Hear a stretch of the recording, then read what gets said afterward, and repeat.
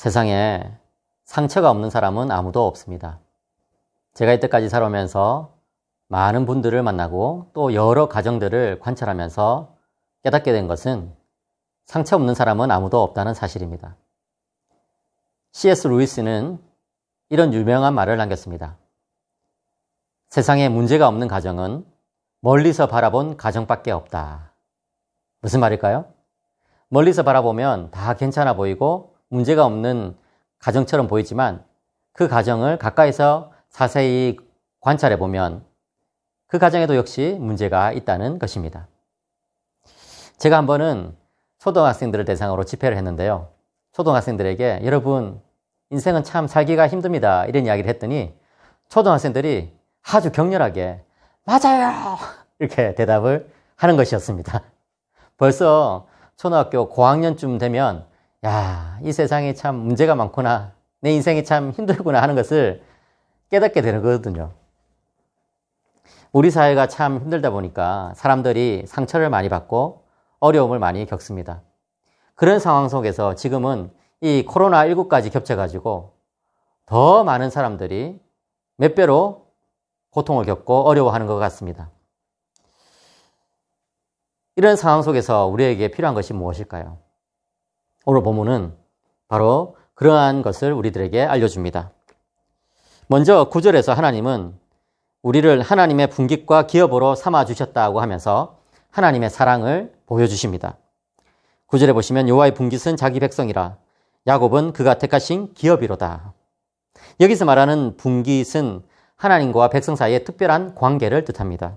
그리고 기업이란 것은 대를 물려 이어져 내려가는 고유한 재산을 가리킵니다. 이러한 분깃과 기업은 다른 사람들에게 함부로 양도할 수가 없습니다. 그리고 빼앗길 수도 없습니다. 그만큼 이스라엘 백성들은요, 하나님에게 있어서는 너무나 특별한 소유된 백성입니다. 하나님께서는 이스라엘 백성들을 결코 다른 자에게 양도하거나 빼앗기거나 하지 않으십니다.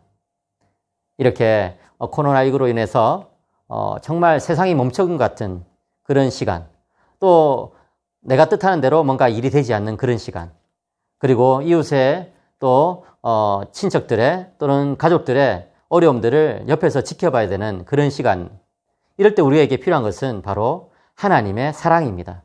내가 정말 하나님께 소속되어 있다는 이 소속감입니다. 하나님은 우리를 그리스도의 피값으로 사셨고 우리는 하나님의 자녀가 되었습니다. 그렇기 때문에 여러분, 우리의 인생은 하나님께서 보장해 주시고 하나님께서 지켜주십니다. 어려운 순간에 하나님의 사랑을 다시금 기억하시기 바랍니다. 모세는요, 이러한 하나님의 사랑을 두 가지 비유를 가지고 설명합니다. 먼저 10절인데요.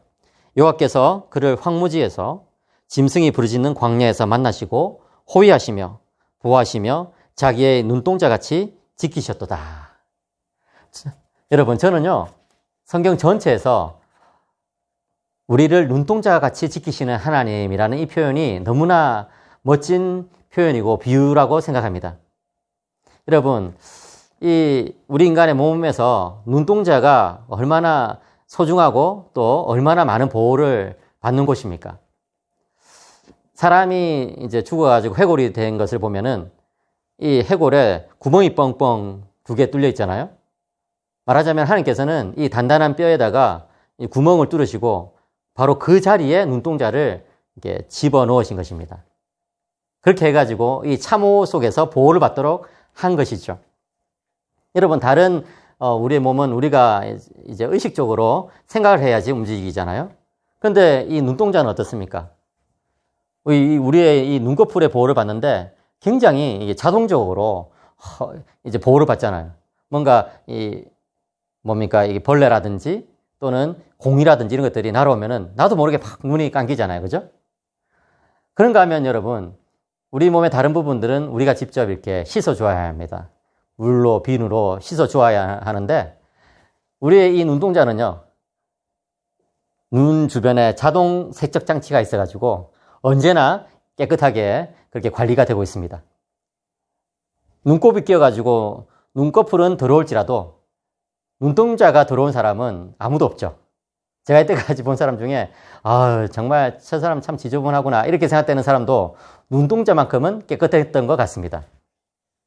여러분, 자녀들이 너무나 사랑스러워가지고 부모님들이 자녀들을 여기도 만져보고 저기도 만져보고 쓰다듬어주고 이렇게 하잖아요.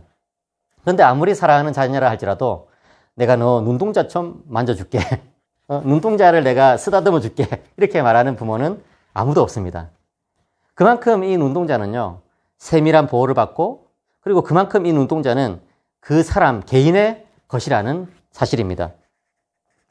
여러분, 하나님께서 우리를 하나님의 눈동자처럼 지키신답니다. 얼마나 참 감격스러운 표현입니까?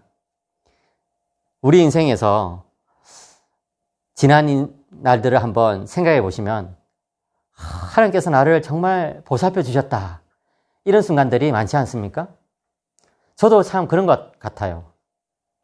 뭔가 좀 사방이 막혀 있는 것 같은 그런 답답함 속에서 주님께 기도를 하면은 하늘을 열어가지고 살 길을 보여주셨던 하나님. 내가 굶주릴 것 같으면 먹여주시고 또 목마를 것 같으면 또 해갈시켜주시는 그 하나님의 사랑을 저는 많이 느끼면서 살았던 것 같습니다.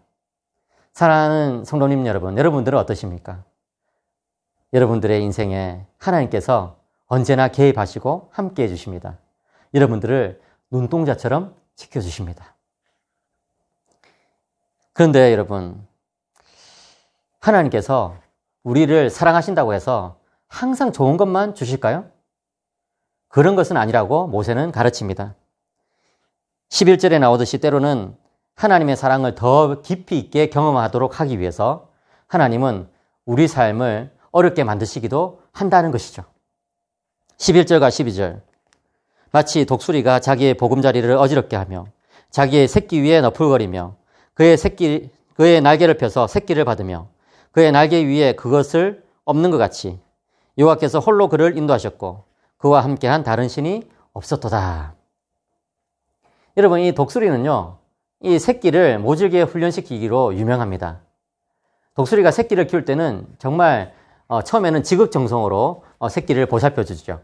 그렇게 해가지고 이 둥지를 지을 때 말이에요. 저기 절벽 한켠에 둥지를 짓는데 처음에는 이 가지들을 가지고 와가지고 얼기설기 이 둥지를 틉니다.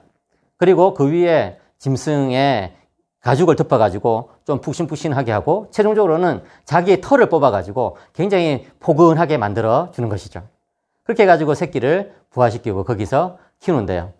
이제 새끼가 어느 정도 컸다 싶으면은 이 어미 독수리가 자기 등에다가 새끼를 딱 올라태우고 저 높은 창공으로 올라갑니다.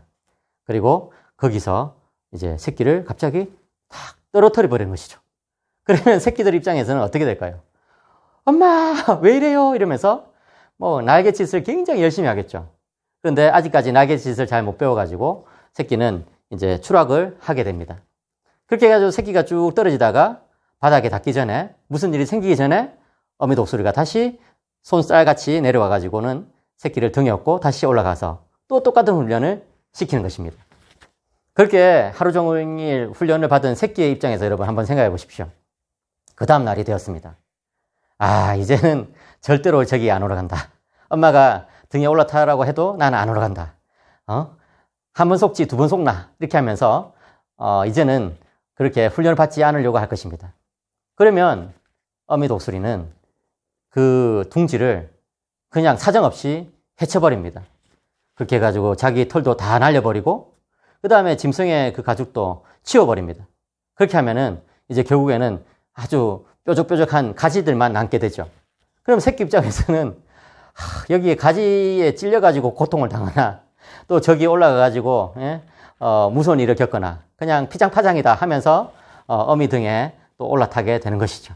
그렇게 해가지고 어미 독수리가 새끼를 또 한 번 훈련시키고 또 한 번 훈련시킵니다. 그렇게 여러 날이 지난 다음에 결국에는 어떻게 됩니까? 새끼가 드디어 자신의 힘으로 저 창공을 올라가게 되는 것이죠. 사랑하는 성도님 여러분, 때로는요, 하나님께서 우리 삶의 보금자리를 흩어버리시는 것 같은 그런 경우들이 있습니다. 코로나19로 인해서 지금과 같이 참 답답한 상황을 겪게 하실 때가 있습니다. 그런데 그럴 때도 우리는 하나님의 사랑을 의심해서는 안 됩니다. 하나님의 사랑은 때로는 초콜릿과 같이 달콤한 사랑이지만 때로는 사자를 조련하는 조련사와 같이 아주 엄격하고 아주 사려 깊은 사랑이기 때문에 그렇습니다. 우리를 마냥 좋은 곳에만 내버려 둔다면 어느덧 우리의 심령은 하나님을 찾지 않게 되고 세상을 더 사랑하게 될지도 모릅니다. 그러나 때로는 고통과 고난이 닥쳐와서 우리 삶이 굉장히 힘들어지면 우리는 다시금 하나님을 찾게 되고 하나님을 바라보게 됩니다. 사랑하는 성도 여러분, 삶에서 좋은 것만 생긴다고 해가지고 좋은 것은 아니고 또 삶에서 힘든 일이 생긴다고 해가지고 나쁜 것은 아닙니다. 농부들이 이 밭에서 식물을 키우는 것을 보면 어떤 식물들이 너무 뿌리를 깊이 내리고 또 너무 뿌리가 무성하면 오히려 뿌리를 꺾어준다는 것입니다. 왜냐하면 그렇게 해야지 이 식물이 더 풍성한 열매를 맺을 수 있기 때문에 그런 것이죠. 하나님께서 우리 삶에 그런 잔뿌리들을 꺾어버리실 때가 있습니다. 그럴 때 정말 내 인생이 뭔가 제대로 되지 않는 것 같고 때로는 내 인생이 멈춰버린 것 같고 때로는 이 세상 전체가 뭔가 좀 나에게 전혀 맞지 않게 돌아가는 것 같고 이런 생각이 들 때가 있는 것이 사실입니다. 그러나 여러분, 그런 순간에라도 우리가 하나님의 사랑을 의지하고 하나님께서 우리를 훈련시키는 그 과정을 묵묵히 이겨내고 묵묵히 그 훈련을 받는다면 시간이 지난 다음에 우리는 정말 한 마리의 독수리가 되어서 저 푸른 창공을 힘차게 날개치며 올라가게 될 것입니다. 평안교회 가족 여러분, 성도님 여러분, 지금 우리는 굉장히 힘든 시간들을 보내고 있습니다. 그리고 나 자신이 힘들다고 하지 않더라도 우리 주변의 이웃들이 참 힘든 그런 시기들을 보내고 있습니다. 이럴 때일수록 우리는 하나님을 더욱더 바라봐야 할 것입니다. 그리고 하나님의 사랑을 다시금 기억해야 합니다. 하나님의 사랑은 때로 우리를 훈련시키는 사랑이지만 그 사랑의 깊이와 넓이와 높이를 우리가 곰곰이 묵상하면 그 사랑 속에서 우리는 더욱더 성숙할 수 있게 될 것입니다. 이 시기를 통해서 하나님의 사랑을 통하여 더욱더 성장하시고 영적으로 기뻐지시는 여러분들이 되시기를 주님의 이름으로 간절히 축복합니다. 감사합니다.